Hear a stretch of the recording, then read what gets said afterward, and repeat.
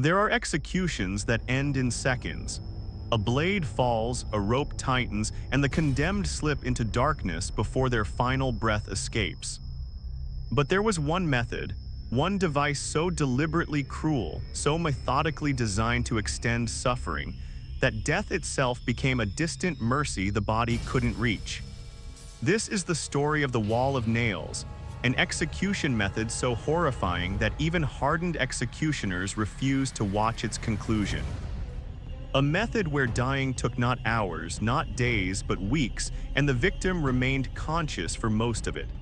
The Wall of Nails wasn't a single device. It was a philosophy of execution, a systematic approach to causing maximum suffering over maximum time. Picture a vertical wooden frame, roughly the height and width of a human body stretched to its limits. Into this frame, hundreds of iron nails had been driven from the back, their sharpened points protruding forward at carefully calculated lengths. Some nails extended only half an inch. Others reached 3 or 4 inches into the space where a human body would be pressed. The variation was intentional. The geometry was precise. This wasn't random cruelty. This was engineered agony. The condemned would be brought to the wall naked, their crimes read aloud to whatever crowd had gathered to witness. Then the binding would begin. Arms stretched wide, legs spread, the body positioned so that maximum surface area made contact with the waiting nails. Leather straps or iron chains would secure the victim, but not tightly. The restraints weren't meant to hold the body against the wall. They were meant to prevent escape while allowing the body to press itself onto the nails through its own weight, through gravity's patient and inevitable pull. In the first moments, the pain would be sharp but localized. Dozens of points penetrating skin, drawing blood, creating clusters of acute wounds. The body's natural response would be to pull away, to arch backwards to find relief from the piercing points. But the restraints allowed only minimal movement. A few inches forward, a few inches back. Just enough to shift weight to seek a position where fewer nails penetrated deeply. And in that small mercy lay the trap. Because the victim wasn't dying quickly, they were beginning a process that would consume weeks of their remaining life. The genius of this torture, if such a grotesque word can be applied, lay in its self-perpetuating mechanism. The victim couldn't maintain a single position. Muscles would fatigue. Arms stretched overhead would begin to cramp and spasm. Legs supporting body weight would tremble and eventually buckle. And each shift, each attempt to relieve one source of agony would press the body onto different nails, creating new wounds, new points of penetration. The victim became their own executioner, their body's desperate attempts at relief ensuring continuous, accumulating injury. Historical records of the Wall of Nails are fragmentary and disturbing. The method appears in accounts from medieval Persia, Mongol conquests, certain Chinese dynastic periods, and isolated incidents in Eastern European territories during periods of extreme civil unrest. Each culture adapted the core concept, but the fundamental mechanics remained consistent. Nails, pressure, time. The three elements combined to create what medical historians now recognize as perhaps the most psychologically and physically devastating execution method ever systematically employed. The first day would be marked by acute pain and panic. The victim would struggle against restraints, would scream, would plead. Blood would flow from hundreds of shallow punctures, painting the wooden frame in spreading crimson patterns. But these wounds, while painful, weren't immediately lethal. The nails had been positioned to avoid major arteries. Executioners who specialized in this method understood human anatomy with disturbing precision. They knew which areas could be penetrated without causing rapid blood loss. They knew how to maximize pain while minimizing the risk of quick death. By the second day, a different kind of suffering would emerge. The initial shock would fade, replaced by sustained, grinding agony. Every nail point pressing into flesh would become its own center of radiating pain. The body's pain receptors, overwhelmed and continuously stimulated, would begin sending distress signals so intense that the victim's consciousness would fragment. Time would lose meaning, reality would blur, but unconsciousness wouldn't come. The pain was too distributed, too constant. The body remained alert, trapped in an endless present of suffering. Dehydration would begin to compound the torture. Mounted on the wall, the victim couldn't drink. Some executioners would offer water, holding a cup just out of reach, allowing the condemned to see relief they couldn't access. Others would pour water over the victim's face, a cruel mockery of mercy that only intensified the psychological torment. The body, bleeding from hundreds of punctures, losing fluid through wounds and through the simple processes of breathing and existing, would begin to shut down non-essential functions. Saliva would dry, lips would crack, the tongue would swell. On the third and fourth days, infection would establish itself. Medieval hygiene meant the nails themselves were contaminated. Rust, dirt, organic matter from previous executions. Each puncture wound became a vector for sepsis. Fever would set in. The victim's body temperature would rise as the immune system fought battles at hundreds of simultaneous infection sites. Delirium would come and go in waves. Hallucinations would emerge. The victim would see things that weren't there, would have conversations with people long dead, would exist in a state between consciousness and madness. The positioning on the wall meant that natural body functions became additional torments. The victim couldn't control bladder or bowels. Waste would flow down their legs into existing wounds, creating additional infection vectors. The smell would become overwhelming. Flies would arrive, drawn by blood and decay. They would lay eggs in open wounds. Maggots would begin their work while the victim still lived, still felt, still experienced every sensation of their own body being consumed. By the end of the first week, if the victim still survived, the original puncture wounds would have deepened. Gravity's constant pull, the body's own weight, would slowly drive nails deeper into flesh. What began as surface wounds would progress to penetrations that reached muscle tissue, that scraped against bone. The longer nails, positioned at strategic points, would begin to impact internal organs. A nail positioned at the lower abdomen might penetrate the intestinal wall.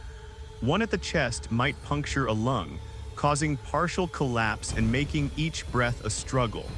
The psychological dimension of this torture deserves particular examination. Unlike executions that happened quickly, the wall of nails forced the victim to experience their own death in real time in slow motion. They could look down and see their body failing, could feel the progression of decay, could mark time by the stages of their own destruction. This awareness, this conscious experience of dying across weeks, created a form of psychological torture that existed separate from and in addition to the physical agony. Historical accounts mention that some victims would beg for death long before their bodies actually failed. They would plead with guards, with executioners, with anyone within earshot to end their suffering. To be stabbed through the heart, to be strangled, to be given poison, anything to accelerate what had become an unbearable existence. But mercy was rarely granted.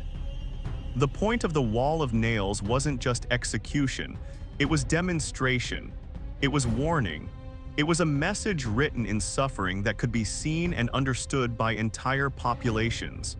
The crowds that initially gathered to watch would thin as days passed. The spectacle of early suffering would give way to the grinding horror of prolonged dying. The smell alone would drive most observers away.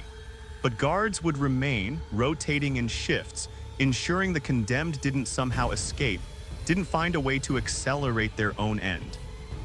And in the quiet hours when no crowd watched, the sounds would echo, moaning that no longer sounded human, breathing that rattled with fluid and infection, the small movements of a body still trying, impossibly, to find comfort that didn't exist. Around the 10-day mark, if the victim survived that long, their appearance would become almost unrecognizable. Dehydration would hollow their face. Their skin would take on a grayish, waxy quality. Open wounds would show signs of gangrene, tissue dying and blackening while surrounding flesh still lived. The victim's eyes, if they remained open, would often appear glazed, distant, as though the person inside had already departed even as the body continued its biological functions. The medical process of death by the wall of nails involved multiple simultaneous system failures. Sepsis would progress to septic shock. Dehydration would reach critical levels. Blood loss, while not rapid, would accumulate over days until the body couldn't maintain adequate circulation. Organ damage from deeper nail penetrations would create internal bleeding and dysfunction. Eventually, the heart would simply stop, unable to maintain the impossible task of keeping a body alive under such sustained assault. But before that final moment, something even more disturbing would often occur. A period of what witnesses described as terrible clarity. A few hours or perhaps a day before death, some victims would suddenly become lucid. The delirium would lift. They would speak clearly, would recognize people, would seem almost peaceful. Medical historians now understand this as a documented phenomenon in dying patients. The body, sensing imminent shutdown, would sometimes experience a final surge of energy, a last moment of consciousness before the end. On the wall of nails, this clarity meant the victim experienced their final hours fully aware, fully present for the conclusion of their own prolonged execution. The longest recorded survival on a wall of nails, documented in fragmentary Persian texts, was 43 days. 43 days of continuous suffering. The victim, a political prisoner whose specific crimes are lost to history, was reported to have spoken on the final day. His last words, transcribed by a guard, were simple and devastating. "I died weeks ago, my body just doesn't know it yet." Then he closed his eyes and his breathing stopped. Guards approached cautiously, confirmed death, and the body was finally removed from the wall. The aftermath of a wall of nails execution was its own horror. The wooden frame would be saturated with blood, waste, and decomposition fluids. The nails themselves would be coated in organic matter. Some execution sites would simply burn the entire apparatus after use. Others would clean and reuse it, the wooden frame bearing the stains of multiple victims, becoming a palimpsest of suffering. Archaeological excavations in regions where this method was employed have uncovered wooden beams with hundreds of nail holes, and chemical analysis confirms the presence of human blood in quantities that suggest prolonged exposure. The psychological impact on executioners and guards who oversaw wall of nails executions deserves consideration. Unlike a headsman who performed a task in seconds, guards assigned to these executions would spend weeks in proximity to prolonged dying. Some historical accounts include references to guards requesting reassignment, refusing to continue service at wall of nails sites. Other accounts mention guards who became desensitized, who could eat meals within sight of the dying, who treated the condemned with casual indifference. What does it do to human empathy to witness such suffering repeatedly? What mechanisms of psychological defense must activate to allow continued participation? The wall of nails was never a common execution method. Its very design made it impractical for mass executions. It required time, space, and resources, but it served a specific purpose in the arsenal of state terror. It was reserved for traitors, for those who had betrayed their rulers in particularly egregious ways, for individuals whose deaths needed to serve as profound warnings. The message was clear: betray the state and your death will not be swift. It will be measured, documented, and displayed. Your suffering will outlast the memory of your crimes. Religious and philosophical justifications for such methods are documented but disturbing. Some historical texts frame the wall of nails as a form of ultimate penance, an opportunity for the condemned to atone through suffering that paralleled religious concepts of purgatory. The extended timeline of dying was presented as spiritually meaningful, a chance for the soul to be purified through physical torment before judgment. These theological rationalizations allowed both executioners and observers to frame participation not as cruelty, but as a form of severe mercy, a grotesque inversion of moral reasoning that permitted the continuation of such practices. The decline of the wall of nails coincided with broader movements away from public torture as state spectacle. Enlightenment philosophy, emerging concepts of human rights, and changing attitudes toward punishment gradually made such methods politically and socially untenable. But the decline was neither universal nor immediate. In remote regions, in territories where central authority was weak, the method persisted longer than official records suggest. Even into the 19th century, isolated reports surface of variations on this execution technique being employed outside the view of international observers. Modern attempts to understand the wall of nails face significant challenges.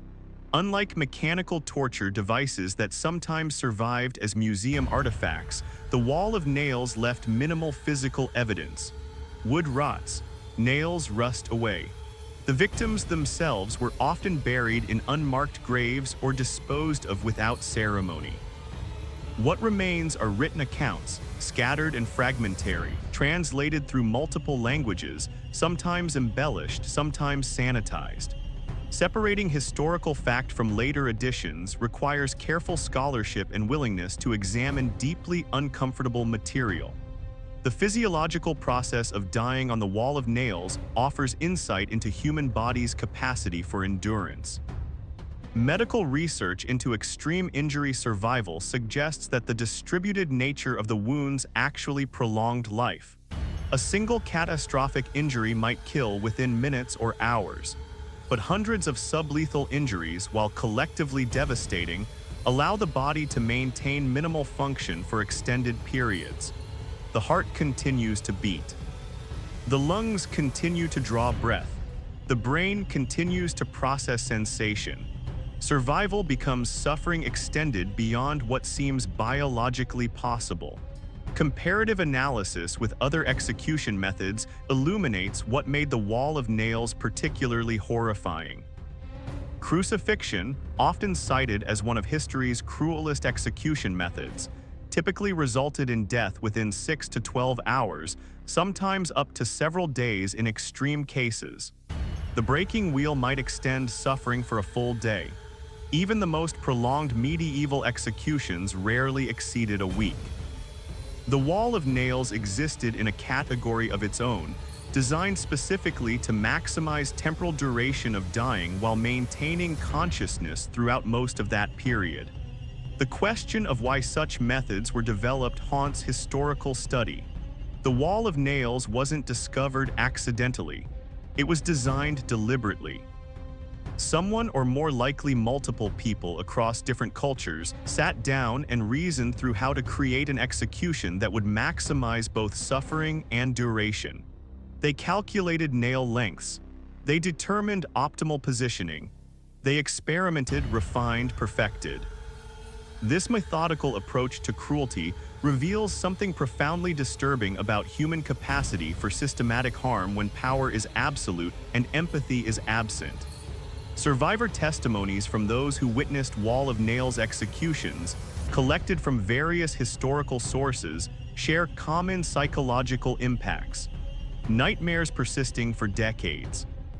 Inability to tolerate certain sounds, particularly prolonged moaning or heavy breathing. Visceral reactions to the smell of decay. Some witnesses reported that the experience fundamentally altered their understanding of human nature, that seeing what humans could do to each other under color of law shattered assumptions about civilization and morality.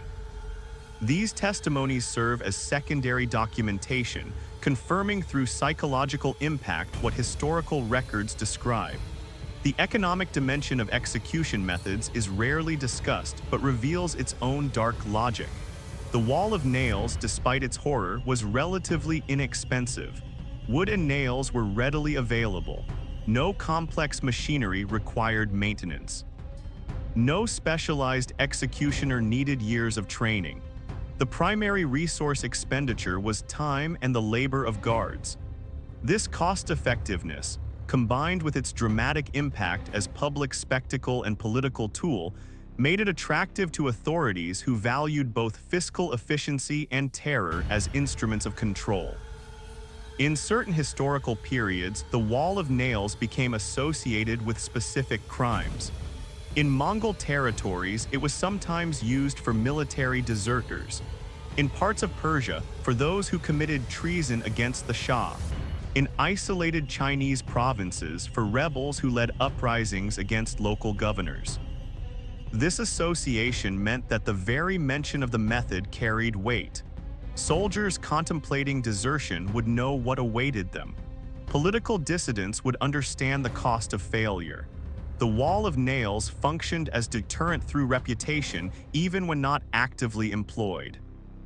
The visual documentation of the wall of nails is almost non-existent. Unlike some torture devices that appear in period artwork or illustrations, the wall of nails seems to have been considered too disturbing even for medieval sensibilities to depict. The few images that might represent the method are ambiguous, showing vertical frames with bound figures, but lacking sufficient detail to confirm. This absence in visual historical record may reflect intentional suppression, or simply the reality that such scenes were considered beyond the bounds of representational art even in eras that regularly depicted violence. Modern ethical discussions about historical torture methods often focus on their purpose and effectiveness. Did torture produce reliable information? Did it serve justice? With the wall of nails, such questions become more complex because the method seems designed not for interrogation or information extraction, but purely for punishment and demonstration. The victim was already condemned. The execution was inevitable. The prolonged suffering served no investigative purpose. It existed as pure retribution and warning, making its moral dimensions even more difficult to rationalize through any utilitarian framework. The psychology of witnesses, distinct from guards or executioners, offers another dimension of analysis. People would gather to watch the early stages of a wall of nails execution.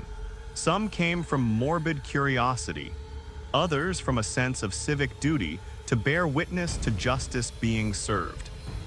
Still others were forced to attend, populations compelled to watch so they would internalize the consequences of transgression against state authority.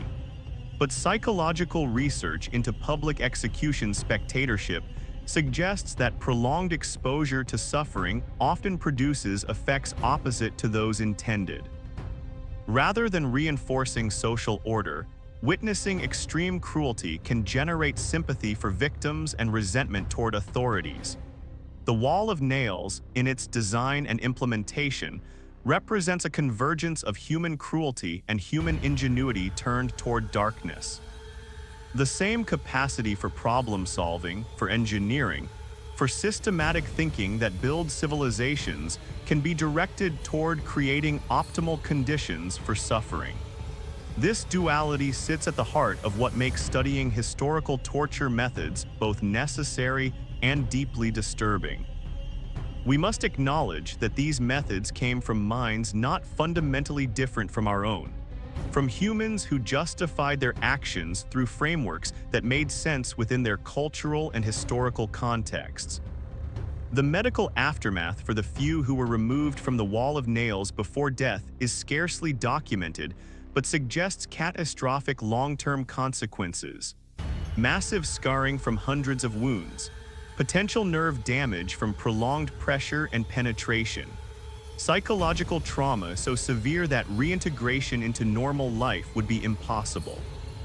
Some historical references mention individuals pardoned at the last moment who survived physically but never recovered mentally, spending their remaining years in states of permanent psychological disassociation.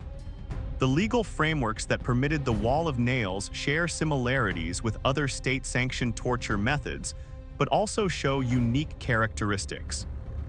The extended timeline required official authorization at high levels. Local executioners couldn't simply decide to employ this method. It required approval from governors, military commanders, or religious authorities. This bureaucratic oversight created paper trails, official records that documented when and why the method was used. These records, fragmentary as they are, provide historians with primary sources that confirm the wall of nails wasn't myth or legend, but documented practice. The decline of the wall of nails can be traced through legal reforms that gradually restricted permissible execution methods.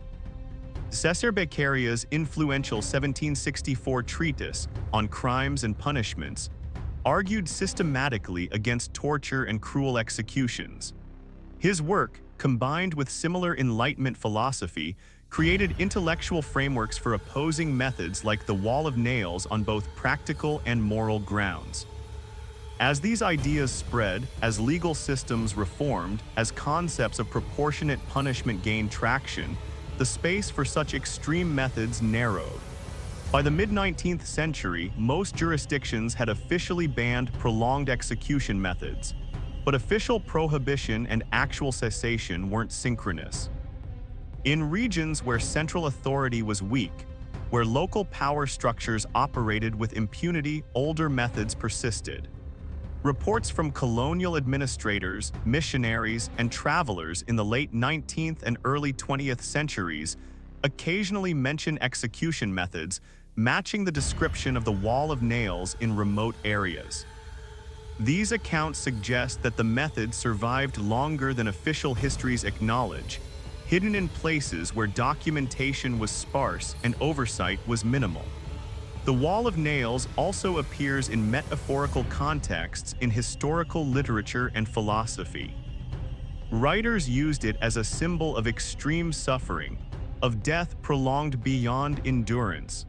Political philosophers referenced it when discussing the limits of state power and the necessity of constitutional protections against cruel punishment. The method transcended its physical reality to become a touchstone in debates about human rights, about what civilizations should never permit regardless of circumstance or justification. In contemporary discussions of historical trauma and collective memory, the wall of nails presents particular challenges. How do societies remember and process methods their ancestors employed? How do we honor victims whose names are lost, whose suffering is documented only in clinical execution records? The absence of memorials, of monuments, of public acknowledgement for those who died in this manner creates a gap in historical memory.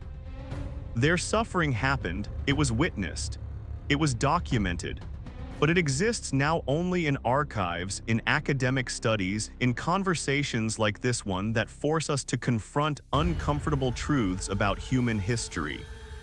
The technological simplicity of the wall of nails stands in stark contrast to its psychological and physiological sophistication. No complex mechanisms, no special materials, just wood, nails, and knowledge of human anatomy and psychology. This simplicity is itself disturbing because it means the method could be replicated anywhere with minimal resources. The barrier to implementation wasn't technical, it was moral. When that moral barrier dissolved, when authorities decided that certain crimes warranted such punishment, nothing prevented the wall of nails from being constructed and employed. The final moments of death on the wall of nails, as documented by the few detailed accounts that survive, describe a process both physical and existential. The body would finally surrender after weeks of fighting for survival. Breathing would become irregular, then would stop. The heart, exhausted from maintaining circulation through damaged tissue with insufficient blood volume, would cease beating. But witnesses reported that even in death, the bodies appeared tormented, faces frozen in expressions of agony, hands still clenched, bodies still pressed against the nails that had defined their final weeks of life. Death brought an end to suffering, but not to the visual testimony of what that suffering had been. The removal of bodies from the wall of nails was itself a grim task. After weeks of exposure, of blood and waste and decomposition, the corpse would be integrated with the device. Guards would need to pull the body forward, extracting it from hundreds of nail points. Some accounts mention that this process would produce sounds, air escaping from wounds, fluids moving, that made it seem as though the corpse was still alive. Bodies would then be disposed of quickly, burned, or buried without ceremony, eliminating physical evidence of what had occurred. The wall of nails exists now in historical record as a testament to the darkest capabilities of human civilization. It stands alongside other methods in the catalog of cruelty, but with characteristics that make it particularly haunting. The duration, the consciousness, the systematic design, the bureaucratic authorization, the public display. Each element compounds the horror, creating a method that transcends mere execution to become something closer to ritual sacrifice, to state-sanctioned obliteration of the individual through prolonged suffering.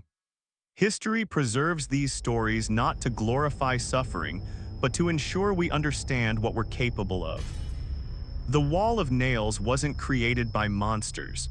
It was created by humans, authorized by legal systems, witnessed by civilians, and implemented by people who then went home to families and lived ordinary lives. Understanding this method requires acknowledging that the capacity for such cruelty exists within human societies, within systems we create, within the same species capable of art, philosophy, love, and compassion. The silence that surrounds the wall of nails in popular historical consciousness is itself significant. While other execution methods appear regularly in historical fiction, in media, in educational materials, the wall of nails remains largely unknown outside academic circles studying extreme historical torture. This obscurity may reflect the method's sheer horror, a collective reluctance to engage with something so fundamentally disturbing. But obscurity serves no purpose. Forgetting doesn't prevent repetition. Only by examining these dark passages of human history can we maintain vigilance against their recurrence. The archives hold these stories in fragments, trial records mentioning the method, execution logs noting durations, witness statements describing what they saw. Guards reports detailing the progression of dying, legal documents authorizing use of the method for specific crimes. These pieces, scattered across centuries and languages, combine to create a picture of something that shouldn't have existed but did. Something that multiple cultures developed independently, suggesting that the impulse toward such cruelty runs deeper than any single civilization's capacity for darkness. In the end, the wall of nails stands as a reminder that the distance between civilization and barbarity is measured not in centuries or cultures, but in choices. In the decision to recognize the humanity of others, or to see them as objects deserving of suffering.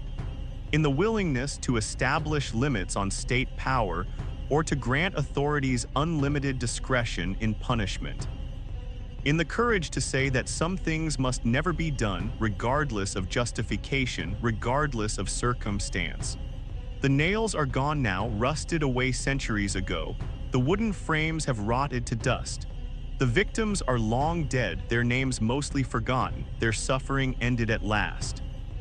But the historical record remains, speaking across time in whispers that refuse to fade, speaking of what was done, of how it was justified, of the systems that permitted it, of the humans who implemented it and the humans who suffered it. Speaking not as entertainment, not as spectacle, but as warning.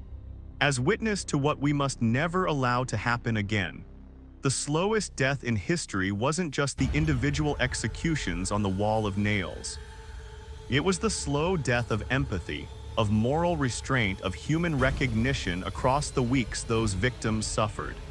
And perhaps in studying these dark passages, in refusing to look away from what our species has done, we perform a different kind of execution. The execution of ignorance. The death of comfortable myths about human nature. The slow but necessary destruction of the belief that we are incapable of such darkness.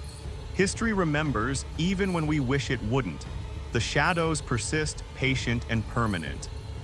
And somewhere in the archives, in the silence between recorded facts, the memory of the wall of nails waits, not as glory, not as entertainment, but as the quiet insistence that we never forget what humans can do to each other when power is absolute, when empathy is absent, and when cruelty is given the terrible gift of time.